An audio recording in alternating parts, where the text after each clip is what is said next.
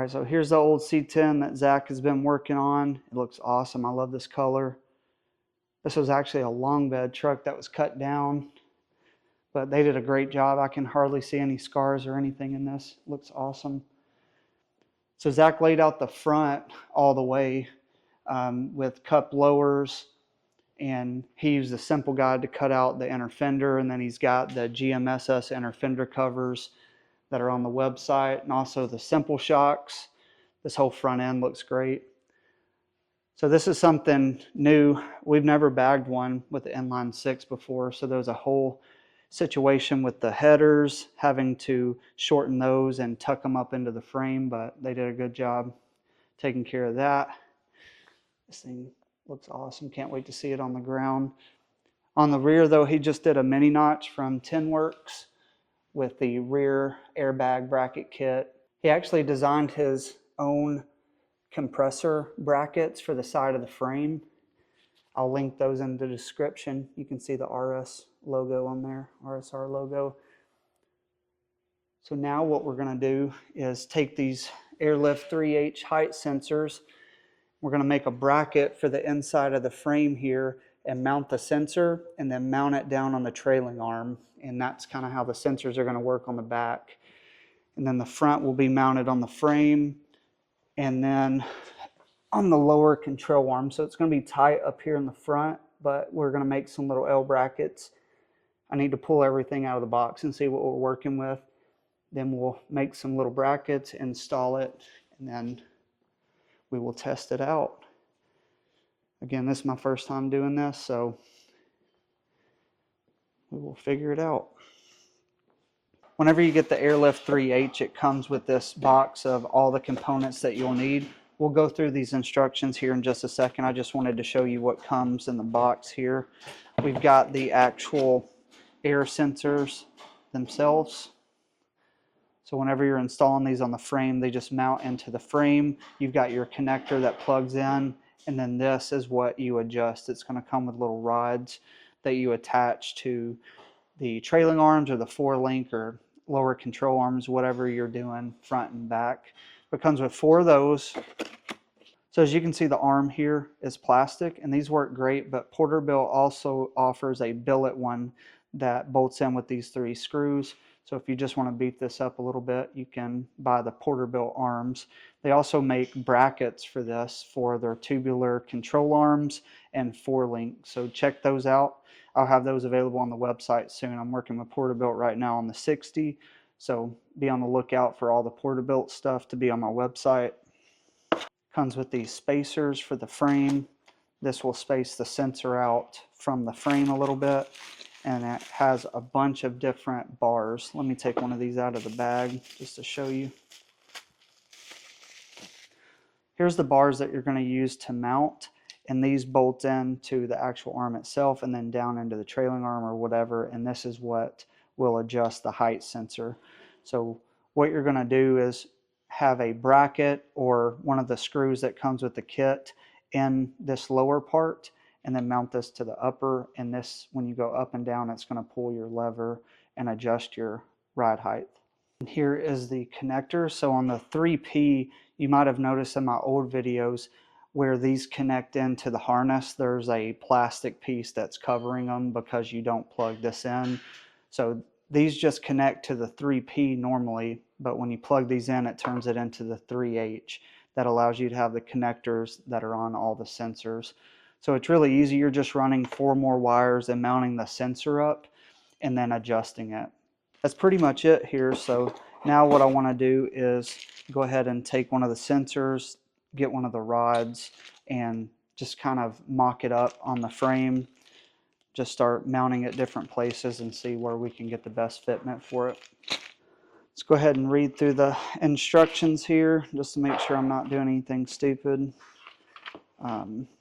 All right, so there's certain ways that you need to mount the sensors and plug them in. The correct way is either you have the sensor down or you have the sensor to the left. You don't want the sensor upside down where the water can get into the connection. On page 5 here, it talks about determining the height sensor mounting points. These sensors, They can sense a couple different ways, as you see the fan here, and it shows you how to mount them to make sure they have enough adjustment in there. You want the sensor to be able to go all the way without maxing out and then getting into a bind and breaking. So it kind of gives you a couple examples here of how to do that. I'm not going to read all the way through the instructions, but I'll show you whenever we get there, kind of talk through it a little bit. So whenever you're getting ready to mount the sensors up, this is just a representation of like your trailing arm or your lower control arm. You want to measure from the center point to where you're going to actually mount it. And later on, it's going to give us some measurements to make sure that the sensor is not going to max out. So I'll go over all those measurements when we get to that point. This is just an example of how you do it. There's 3 different holes here for different adjustments for the actual maximum suspension range. So whenever we'll air the truck up, we'll measure, then we'll air it out and measure, and then if it falls in between one of these ranges on the lines, then you know what hole to put the rod in to make sure it doesn't max out. There's an example of how it mounts in with the rod. This kit comes with little spacers if you need them. You don't want your rod to be at more than a 15-degree angle or it'll get into a bind. Our goal is to have that rod just straight up and down. This has the layout of how you bag it. If you've ever installed these, the instructions are great on these AIRLIFT kits. Really like all the instructions. They make it easy if you just follow them. I like the wiring diagram. It's really nice. And all we're doing here is plugging those 4 sensor connectors into the harness and running those to the height sensor. That's the only additional wiring you have to do whenever you're installing these. All the rods are just a universal length, so you can cut the rod down and re-thread it to whatever size that you need. So the last thing on these instructions, it's going to give you these height sensor install tool that has the degrees that you have. So we're going to cut this out, and whenever we go to actually mount this, you can put it behind it just to make sure you're in the green zone and not going too far with it. So this is a great guide. Again, I love stuff like this that helps you make sure before you tear something up. So we'll get some scissors, we'll cut this out.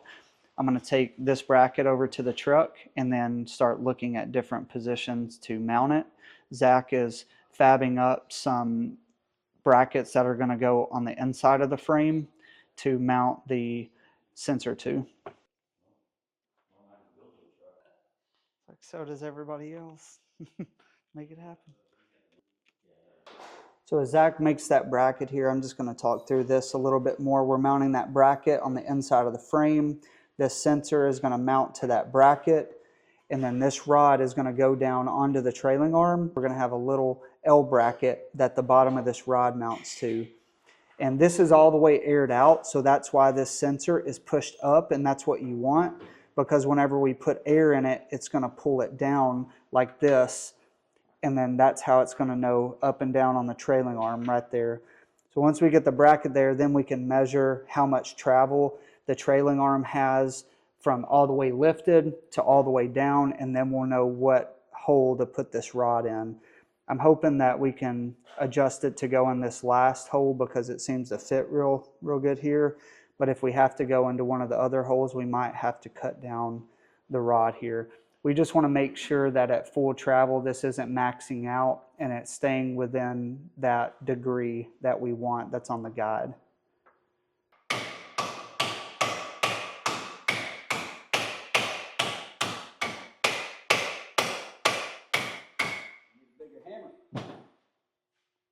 Where's your, where's the one I used on Francis? That what, yeah. What did I call that? Yeah, I think that's the ticket. Yep. Yeah. That's gonna be awesome. Grind the rivet down, slam it in there. Are you just gonna drill a hole through the frame and bolt it in, or are you gonna weld it in? You know, I could just get the rivet out and put a bolt through the rivet and then a bolt through the top, or yeah. Put a bolt through the top. Well, yeah, that'll work. Why not?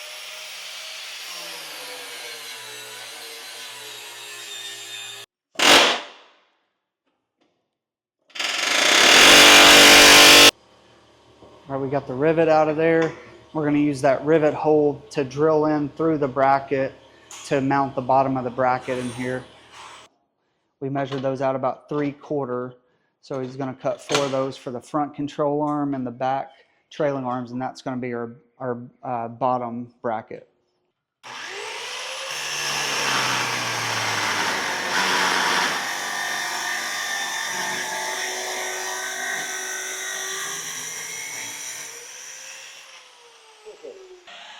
Now it's time to mock this up. You can see we made a little L bracket that's going to go onto the trailing arm, and then we've got our upper bracket that's going to mount to. So one of the tricks that I saw in a video is they use double sticky tape right here, and they put it on the back of here, and I'm going to put one on the bottom of this L bracket.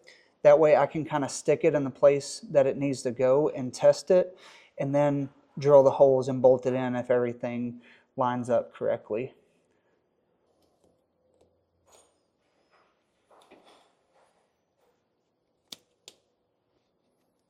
Bracket is going to be like this right here.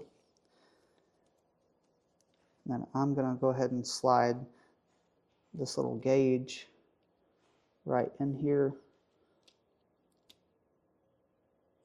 I might try to stick it just a little bit like that right there.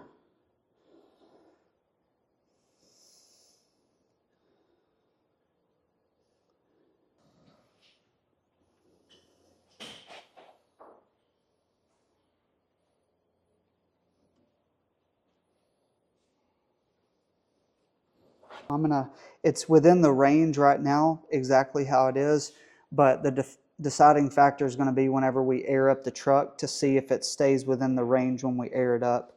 If it doesn't, then we'll have to adjust either the rod height or put this rod in a different hole. But I'm liking how everything looks right now. The double sticky tape works great to kind of get you an idea of what it's going to look like, but I like this setup right here. I like this bracket. If everything works out, then all we have to do is drill this hole, bolt this bottom piece in with the extra hardware that came with this kit. There's some longer bolts that are extra that we're not going to use, and the upper is just self-tapping screws that comes with the kit. There's a little plastic part that goes behind it, but hopefully this works. This side looks good. It's at a perfect downward angle here. It's looking good. We'll test it in a few.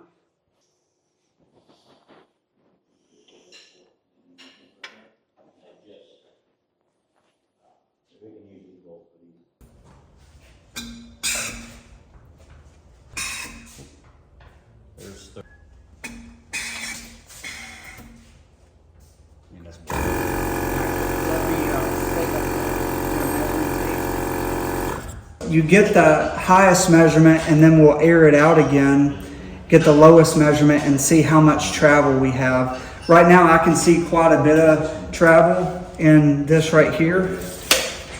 So I think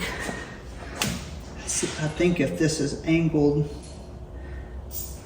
or if we adjust these out, let me see here. I moved the sensor down just a little bit to put this right in the green right now, because it all the way aired down, it was right before the green. So I think with that adjustment, when it goes all the way down, it's going to push this into the green on both. So that would be perfect. Go ahead and measure from center of that right at 10.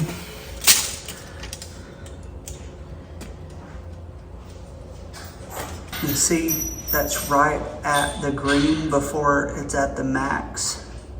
And then with that measurement, we can always extend out the rod right here. We can always extend that out to get it a little bit higher, but I think that's gonna work right there. All right, so from the L bracket to the center point is 10 inches on both sides right now. This is falling right in the green. I can look through that hole and I see the green, so it's perfect on it all the way aired up. I'm gonna go ahead and air it out again and see where the top ends up.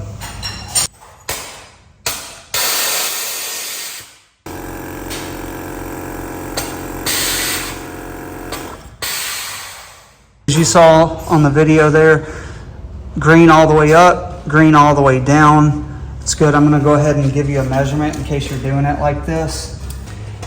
At full lift, we had 10 inches from here to the center point right here, 10 inches. And then now we need to measure the same 2 points at it aired out. And it's about 5.5. So that would give us 4.5 inches of travel. And if you look at the instructions right here, your minimum is 4 3/16, so we're at 4.5. So that does show that you go to the third hole, and that's the third hole that we have. So everything lined up good. The guides help get it locked in where we need it to go. All we need is to drill the holes to mount the sensors onto the brackets, and then we'll pull everything out, get it painted up, and put some new hardware in the back, and the back will be set, will be done.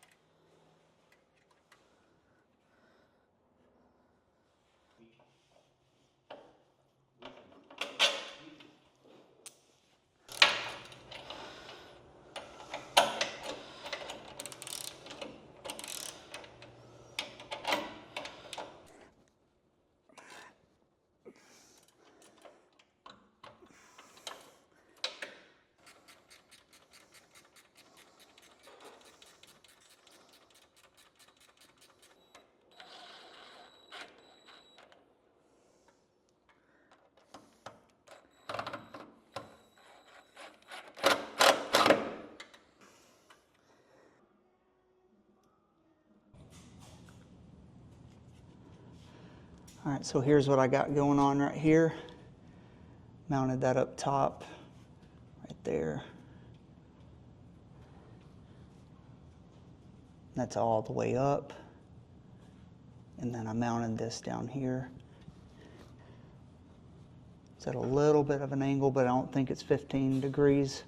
I'm gonna go ahead and air it out and see if the sensor travels like it's supposed to.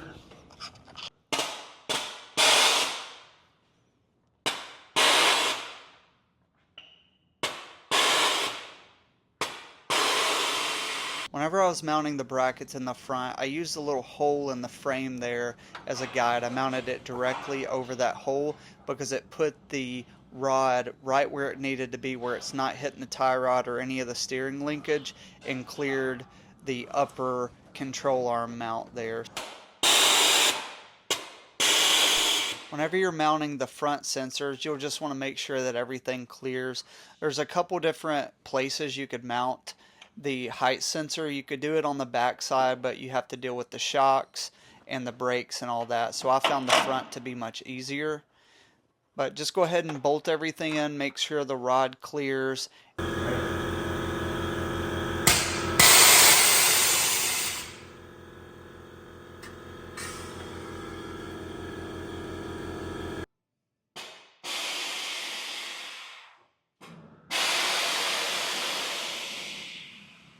For this being my first time installing the AIRLIFT 3H sensors, it actually was pretty straightforward.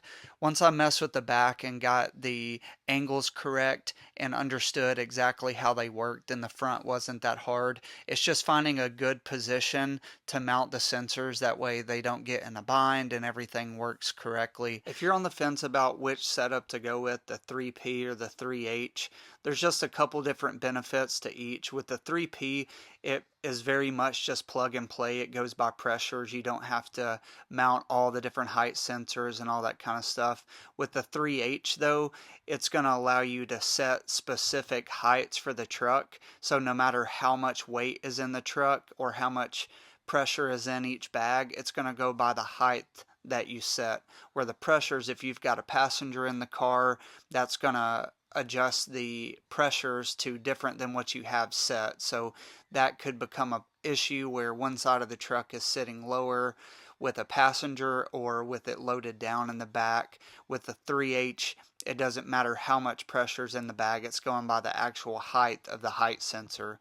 I think the 3H is a great upgrade over the 3P if you're willing to mount the height sensors, but you do have the possibility of more things going wrong with the 3H compared to the 3P. I just want to say thank you so much for watching the video. I hope this was helpful. You can buy the Simple.C10 Air Ride Kit on my website, Simple.C10.co. I also offer the 3P system or the 3H system alone. If you're already bagged and you want to upgrade, check out the website, support the C10 community. Have a good day.